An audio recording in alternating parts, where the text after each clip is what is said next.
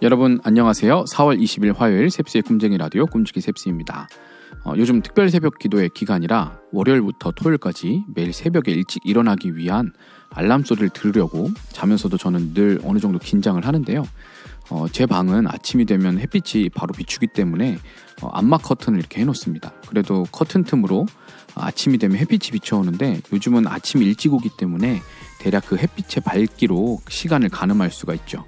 그런데 자다가 일어날 때가 다 된 것 같아서 눈을 떴는데 생각보다 날이 밝더라고요. 그래서 깜짝 놀라서 시계를 보니까 새벽 5시였습니다. 보통 새벽 기도회를 가려면 그거보다 더 일찍 일어나서 옷을 갈아입고 준비를 해야 되기 때문에 5시가 된 것을 보고 깜짝 놀라가지고 이거 어떡하지? 막 그렇게 걱정을 하고 순간 막 5초 동안 많은 생각이 저의 머릿속으로 스쳐갔습니다.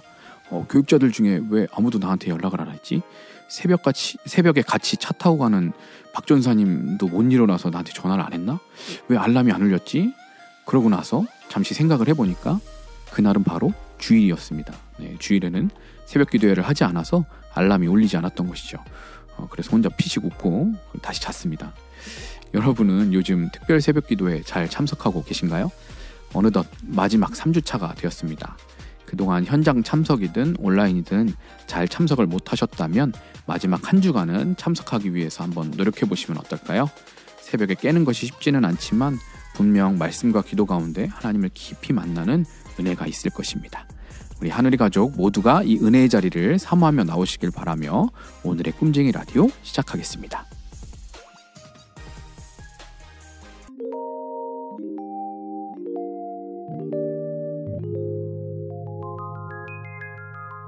셉스의 꿈쟁이 라디오. 오늘의 메시지 시간입니다. 오늘의 큐티인 본문 역대하 7장 11절에서 22절까지 말씀을 메시지 성경 번역으로 읽어드리겠습니다. 솔로몬은 하나님의 성전과 왕궁을 건축하는 일, 곧 그가 마음먹었던 모든 일을 마쳤다. 모든 것이 성공적으로 끝났고 만족스러웠다. 밤에 하나님께서 솔로몬에게 나타나 말씀하셨다. 내가 네 기도를 듣고 이곳을 제사드리는 성전이요 예배하는 집으로 택했다.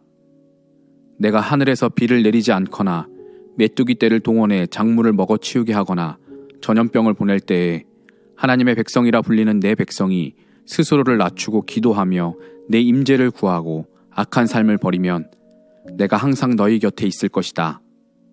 내가 하늘에서 듣고 그들의 죄를 용서하며 그들의 땅을 회복시켜 줄 것이다. 이제부터 나는 이곳에서 드리는 기도에 밤낮 귀를 기울일 것이다. 나는 내가 지은 이 성전을 택하여 거룩하게 했다. 이제 내 이름이 그 위에 영원히 새겨졌으니 내 눈이 그 위에, 내 마음이 그 안에 언제나 머물 것이다. 내가 내 아버지 다윗처럼 순전한 마음으로 내 앞에서 행하고 내가 정해준 삶을 따라 살며 내 가르침과 판단에 주의하여 순종하면 이스라엘을 다스리는 너의 왕권이 든든한 기초 위에 서게 될 것이다. 내 아버지 다윗에게 언약으로 보증했던 것처럼 내게도 이것을 보증하겠다. 이스라엘의 왕위에서 내 자손이 항상 끊이지 않을 것이다. 그러나 너와 내 자손이 내게 반역하고 내 가르침과 판단을 무시하며 이방 신들과 어울리면서 그것들을 섬기고 예배하면 그때에는 이 보증이 무효가 될 것이다. 나는 이스라엘을 멸하고 내 이름을 높이도록 거룩하게 구별한 이 성전에서 등을 돌릴 것이다. 그러면 이스라엘은 세상 민족들 사이에서 흉한 농담거리가 되고 말 것이다. 지금은 이렇게 훌륭한 이 성전도 비웃음거리가 되고 말 것이다. 지나가는 사람들이 고개를 저으며 이게 어찌된 일인가? 어쩌다가 이렇게 망해버렸는가? 하고 물을 것이다. 그러면 그들은 이런 답을 듣게 될 것이다. 한때 여기 살던 민족은 그들의 하나님, 곧 그들 조상을 이집트에서 구해낸 하나님께 반역했다. 그들은 이방 신들과 어울리며 그것들을 예배하고 섬겼다. 그래서 하나님께서 이렇게 폐허로 만들어 버리신 것이다.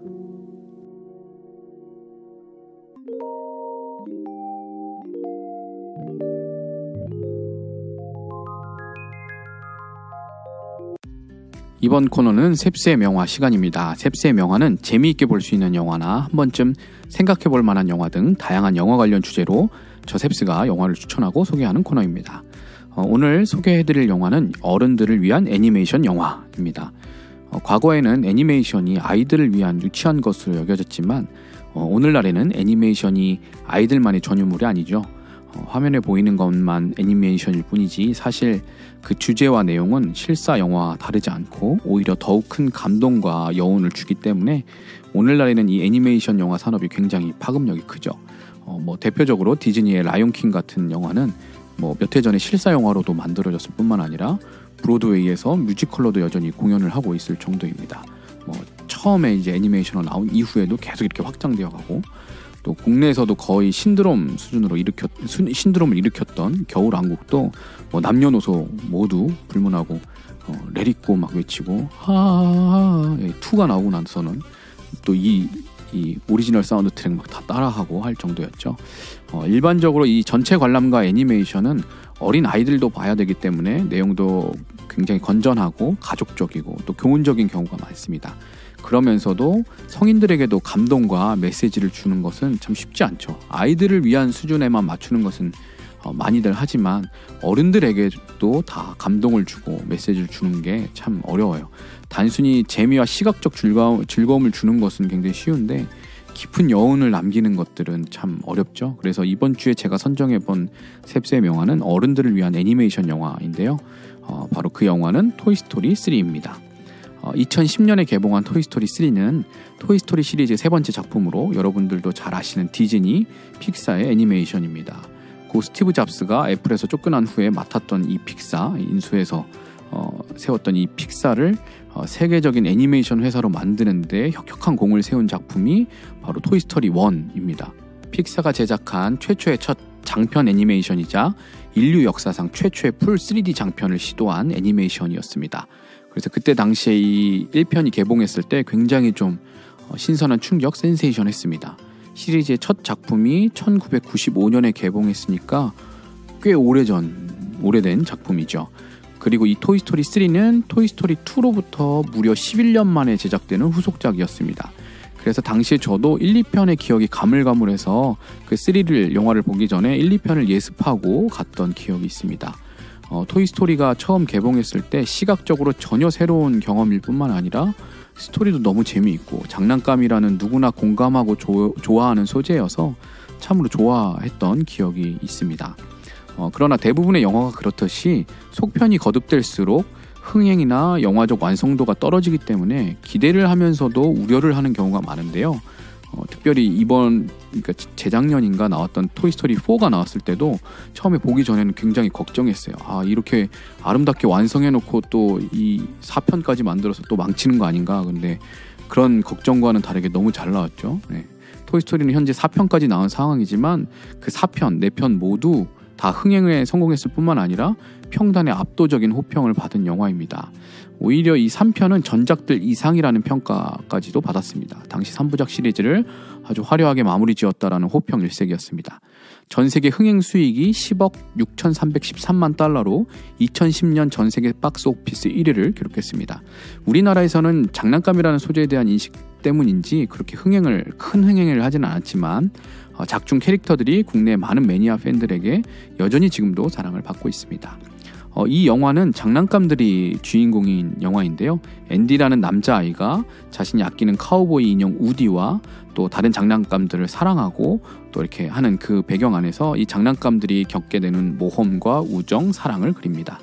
1편은 새롭게 등장한 신식 장난감인 우주보안관 버즈와의 갈등을 그렸고 이후부터는 그 버즈도 같은 이제 친구가 돼서 패밀리가 돼서 이야기가 펼쳐지죠. 3편에서는 이제 실제로 11년이라는 시간이 흐른 만큼 그 영화의 내용도 어른이 된 앤디가 이제 11년이 흘러서 성인이 된 앤디가 자기의 장난감들을 더 이상 가지고 놀지 않으면서 벌어지는 이야기입니다.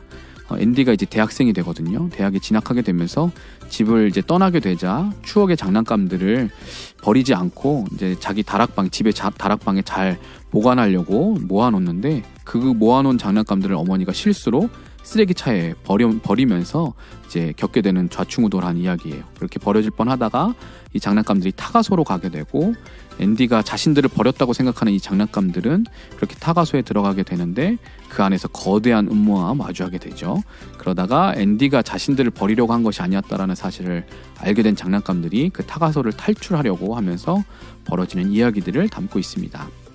제가 이 영화에서 꼽는 최고의 명장면은 아마 많은 분들도 명장면으로 꼽는 장면일 텐데요. 마지막 엔딩 씬으로 앤디가 자기가 그동안 사랑했던 그 장난감들을 본이라는 한 여자아이에게 이렇게 물려줍니다. 선물로 전해주면서 하나하나 그 장난감들에 대한 애정어린 설명을 해줘요. 이 장난감은 누구고, 이름이 뭐고, 어떤 스토리가 있고, 그걸 설명해주고 동심으로 돌아가서 그 장난감들과 마지막으로 보니와 함께 즐겁게 막 노는 그 장면이에요. 이 장면은 토이스토리를 첫 시리즈부터 봐온 사람들로 하여금 그 모든 시리즈를 되돌아보면서 느끼는 그 여운, 그 감동 때문에 참 눈시울을 붉게 합니다. 특별히 우디를 이제 목마에 태우고 노는 장면이 예전에 이 어린 앤디와 청년이 된 앤디의 모습과 이렇게 교차되면서 오버랩되면서 이 이야기의 아름다운 마무리와 완성을 보여주었습니다. 그리고 마지막으로 이제 앤디가 떠나기 전에 차 안에서 장난감들을 바라보면서 슬픈 표정으로 고마워 얘들아, 땡스 가이스 이렇게 하는 대사가 앤디가 이 자신의 장난감들을 얼마나 사랑했고 진짜로 친구로 여겼다라는 것을 이제 보여주는 그런 장면이에요. 그리고 앤디가 슬픔과 막 뭔가 이렇게 감동이 교차하는, 이제 만감이 교차하는 표정으로 장난감들을 지그시 바라보고 떠나게 되고, 그 후에 우디, 그 장난감 중 주인공이죠. 우디가 이 앤디의 모습을 보면서 대답하는 거죠. 잘가 파트너, so long partner 라고 이제 대사를 하는데, 이 장면을 보고 많은 사람들이 눈물을 흘렸다고 하네요. 이거 리액션 영상도 유튜브에 보니까 많이 있더라고요. 이 서로 불행한 이별이 아닌 어쩔 수 없는 이별이지만 아름다운 이별을 하는 모습을 정말 감동적이고 멋있게 그린 장면입니다. 앤디가 성숙한 청년으로 자란 것처럼 이 장난감들의 주인공이자 리더인 우디도 그렇게 멋지게 성장했다라는 것을 보여주는 그런 장면입니다. 사람에게는 누구에게나 만남과 이별이 있죠. 우리가 누구를 만나든지 슬프고 아프게 이별하기보다는 이렇게 아름답게 서로를 사랑하고 또 그리워하는 마음으로, 아쉬워하는 마음으로 이별할 수 있으면 좋겠습니다. 비록 장난감일지라도 이렇게 진지하고 소중하게 여기면서 이별할 수 있다면 지금 내 옆에 있는 사람들도 그렇게 사랑하고 소중하게 여기지 못할 이유가 무엇이겠습니까? 자녀들과 함께 보시면서 추억을 만들기에도 좋은 만큼 어린 자녀들이 있으시다면 꼭 한번 같이 보시길 추천드립니다. 또한 이 시리즈를 좋아하시는 분들도 오랜만에 한번 보셔도 좋아하실 것 같습니다. 오랜만에 동심의 세계로 돌아가면서 진한 추억을 떠올리실 수 있을 것 같습니다. 제가 추천드린 영화를 보시고 감상평을 유튜브 댓글로 남겨주시면 감사하겠습니다. 혹은 여러분이 추천한 영화도 알려주시면 함께 소개하고 이야기 나누도록 하겠습니다.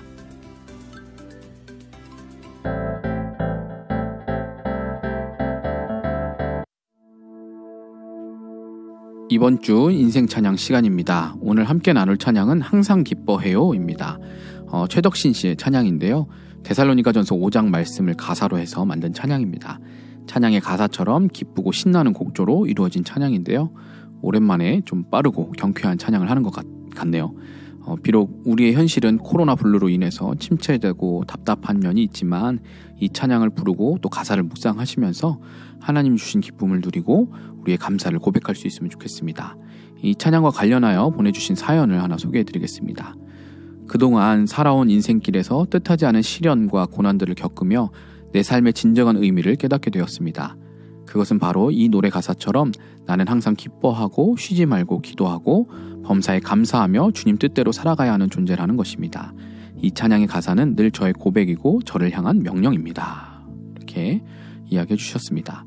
감사할 일이 있어서 감사를 한다면 그것은 너무나 당연하고 쉬운 일이겠죠. 그러나 우리의 환경과 상황, 또 마음과 감정에 상관없이 하나님이 우리에게 베푸신 은혜와 사랑을 기억하며 감사를 고백하고 기뻐하는 것이 바로 그리스도인들의 진정한 모습이 아닐까 합니다. 시련과 고난 속에서 삶의 진정한 의미를 발견하셨다라는 이 사연의 이야기처럼 우리도 우리에게 향하신 하나님과 계획의 뜻을 생각하면서 항상 기뻐하고 쉬지 않고 기도하면서 범사에 감사할 수 있게 되기를, 주님이 우리에게 주신 그 뜻을 발견할 수 있게 되기를 바랍니다. 그러면 항상 기뻐해요 함께 찬양하고 와서 마무리하겠습니다.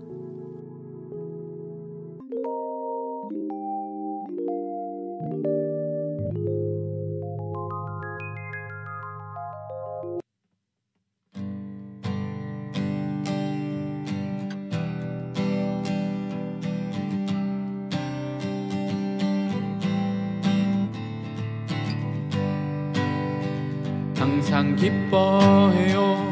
항상 기뻐해요. 항상 기뻐해요. 주님 주신 기쁨 쉬지 말고 기도해요. 쉬지 말고 기도해요. 쉬지 말고 기도해요. 기도는 우리 호흡. 범사에 감사해요. 범사에 감사해요. 범사에 감사해요. 모든 일 주님 주관하시니 이는 그리스도 예수 안에서 우리를 향하신 하나님의 뜻이니 항상 기뻐해요. 쉬지 말고 기도해요. 범사에 감사해요. 주님 뜻대로 삽시다. 항상 기뻐해요. 항상 기뻐해요. 항상 기뻐해요. 주님 주신 기쁨 쉬지 말고 기도해요. 쉬지 말고 기도해요. 쉬지 말고 기도해요. 기도는 우리 호흡. 범사에 감사해요. 범사에 감사해요. 범사에 감사해요. 모든 일 주님 주관하시니 이는 그리스도 예수 안에서 우리를 향하신 하나님의 뜻이니 항상 기뻐해요. 쉬지 말고 기도해요. 범사에 감사해요. 주님 뜻대로 삽시다. 항상 기뻐해요. 쉬지 말고 기도해요. 범사에 감사해요. 주님 뜻대로 삽시다. 주님 뜻대로 삽시다. 주님 뜻대로 삽시다.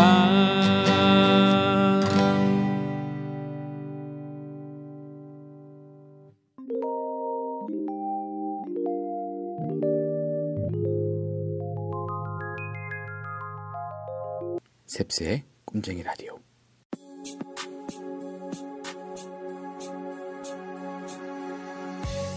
오늘 셉스의 명화 토이스토리 3에서 이야기했던 것처럼 이별은 누구나 언젠가는 겪게 되는 일 같습니다.